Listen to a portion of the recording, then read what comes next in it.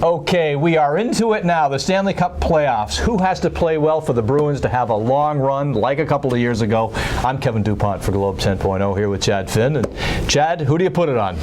You got to start with the goalie, don't you? Yeah, you do. Funny how that always happens. There's a phrase, hot goalie. I don't know if you've ever heard of it. It tends to come up in the playoffs. But they need Rask to approximate Tim Thomas as much as possible from 2 years ago. That's a tall order for any goalie. That was as good a run as you'll see. But they need him to be at his best. And there have been fairly encouraging signs recently. Well, it is a tall order, but given that their scoring has dropped by a quarter goal per game since Thomas left, then frankly, he has to be even more than that. And of course, the cliche is goaltending's half the equation, which I always say, unless you don't have it, then it's 90% of the equation.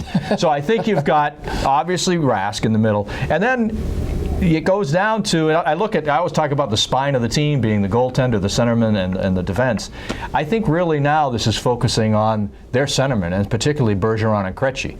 Yeah, you need Bergeron's what? 3 players, essentially, for what he gives them. We saw he was pre-concussion. Yeah, Sagan found that out when Bergeron was out, and he had to take on some of the responsibilities. But that's essential. Krejci, I thought he was the unsung hero when they won the Cup. Well, he was the leading scorer in the playoffs, like 25 points. And he was about the 10th guy you mentioned when you were celebrating that victory. So he needs to raise his game, and he tends to do that. He reminds me of Rondo a little bit in that he plays his best, tends to play his best against the best guys and sort of floats. Yeah, and in support of Krejci, he's been saddled most of the time here with Lucic and Horton, as I call them, do nothing and nothing doing. Horton's been out, he is coming back.